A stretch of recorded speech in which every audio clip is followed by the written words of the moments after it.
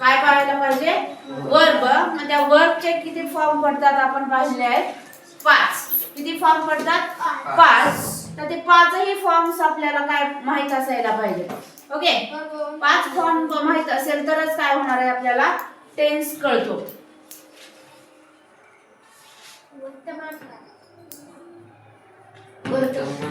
ठीक आहे आपल्याला काय करायचंय प्रेझेंट टेन्स असेल कोणताही टेन्स जर पाहायचा असेल तर ते वर्ब नुसार आपल्याला काय कळतो कोणता प्रेझेंट टेन्स आहे आणि कोणता पास्ट आहे फ्युचर आहे. कारण त्याच्यानुसार आपण हेल्पिंग वर्ब आणि वर्बच्या फॉर्म नुसारच काय कळत असते आपल्याला टेन्स कोणता आहे ते कळत असतो.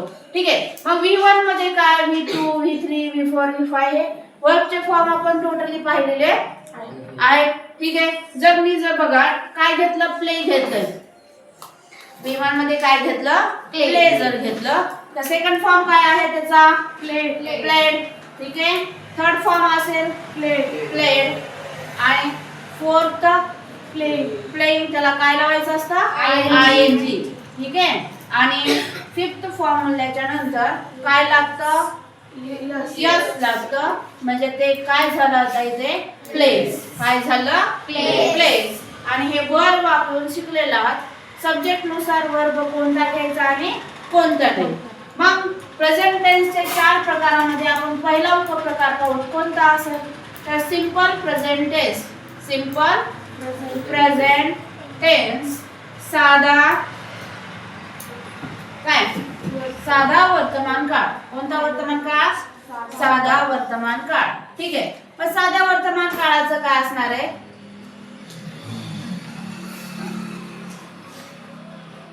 पहा साध्या वर्तमान काळाचं काय असेल तर फॉर्म्युला एक तयार होतो. तर कोणता तयार होतो बघा कोणताही सेंटेन्स चालू करायचं तर आपल्याला काय लिहायचं असतं subject plus verb plus object. तर सिंपल प्रेझेंट टेन्स मध्ये काय असेल तर सब्जेक्ट प्लस काय असेल V1 किंवा V5 येतं. कारण याच्यामध्ये सेकंड फॉर्म आणि थर्ड फॉर्म हे प्रेझेंट टेन्स मध्ये येत नाही. तर सब्जेक्ट प्लस V1 किंवा V5 प्लस ऑब्जेक्ट अशी काय असेल त्या सेंटेन्सची काय असेल रचना असेल. ओके आलं लक्षात सेंटेन्सची काय असेल रचना असेल subject plus V1 plus V1 किंवा V5 प्लस काय असेल ऑब्जेक्ट असेल. तर फॉर एक्झाम्पल मध्ये आपण काय करू तर सिंपल प्रेझेंट टेन्स ज्यावेळेस करायचा आहे तर सब्जेक्ट कोणता घेऊ ठीक आहे तुमच्या मनावर कोणता घ्यायचा आहे आय घेऊ I play cricket. I play cricket. ठीक आहे आय प्ले क्रिकेट. मग मला सांगा आय हा काय झाला सब्जेक्ट प्ले काय आहे V1 आहे का V5 आहे V1 म्हणजे वर्बचा फर्स्ट फॉर्म आहे आणि ऑब्जेक्ट आलेला आहे. ठीक आहे subject plus verb plus object. तर या फॉर्म्युल्यानुसार आपलं काय आलेलं आहे सेंटेन्स तयार झालेलं आहे. ठीक आहे subject plus V1 plus object. मग तुम्ही म्हणताल की टीचर इथं काय आहे फक्त V1 किंवा V5 घ्यायचं आपल्याला. काय घ्यायचंय V1 किंवा V5. मग इथं तुम्ही V1च का घेतलं आहे की नाही V1 का घेतलं. ठीक आहे तर काय घेतलं असेल बुवा तर V1 हे कशानुसार आलेलं आहे सब्जेक्ट नुसार.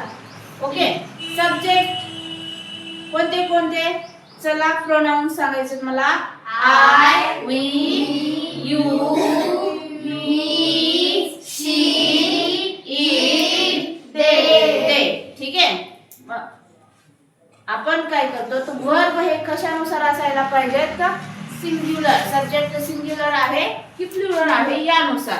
ओके आता बघा आय हे काय आहे आय कोणता आहे सब्जेक्ट सिंग्युलर आहे पण सिंग्युलरच्या नंतर बघा ज्या वेळेस आपण प्ले हे घेतलं काय घेतलंय प्ले तर हे प्ले सिंग्युलर आहे का प्लुरल आहे हे सांगायचं मला. वर्ब ज्या वेळेस वर्बला यस लागलेलं असतं त्यावेळेस वर्ब सिंग्युलर असते का प्लुरल असते सिंग्युलर असते. का असते सिंग्युलर असतं आणि ज्यावेळेस प्लेला यस लागलेलं नसतं त्यावेळेस काय असते ते प्लुरल असते. ठीक आहे, मग आय नुसार आता आपल्याला प्लेज न घेता काय घ्यावं लागेल इथं प्ले. वी हे काय आहे सिंग्युलर आहे का प्लुरल? प्लुरल आहे. तर याच्यानुसार जसा सब्जेक्ट तसाच वर्ब असतो, जसा सब्जेक्ट तसाच वर्ब. हे काय आहे प्लुरल असल्यामुळं आपल्याला वर्ब पण काय करायचं असतं प्लुरल. ओके, ज्यावेळेस यस लागलं त्यावेळेस हे एक वचन आहे का अनेक वचन असतं? वर्ब मध्ये एक वचन असतं, पण ज्यावेळेस आपण नाऊनला यस लावतो त्यावेळेस हे काय झालं अनेक वचन झालं. काय झालं हे अनेक वचन. पण वर्ब मध्ये काय आहे पूर्णपणे उलट असतंय. काय तर वर्बला काय लागलं यस लागलं त्यावेळेस ते सिंग्युलर असते. काय असतं सिंग्युलर. मग इथं सब्जेक्ट सिंग्युलर आहे का प्लुरल आहे? तर प्लुरल आहे. तर त्याच्यामुळं आपल्याला वर्ब नुसार काय वर्ब सुद्धा काय घ्यायचं आहे प्लुरल म्हणजेच अनेक वचन घ्यायचं आहे. तर वी ला प्ले येईल का प्लेज येईल? प्ले येईल. काय येईल प्ले येईल. ओके, यू हा काय झाला सिंग्युलर असू शकतो किंवा प्लुरल. ते आपण सेंटेन्स मध्ये जसं काय घेतात तसं त्यानुसार काय येणार आहे आपल्याला इथं प्लेज येईल प्ले येईल. ओके, आता ही सी इट हे असे सब्जेक्ट आहेत की त्याच्या समोर काय घ्यावं लागते आपल्याला प्लेज. काय घ्यायला सिंग्युलर आहे तर काय घ्यायचं वर्ब सिंग्युलरच घ्यायचं. काय घ्यायचं सिंग्युलर. वर्बला यस लागलं काय झालं ते सिंग्युलर. वर्बला यस लागलं वर्ब कोणता कसा झाला सिंग्युलर.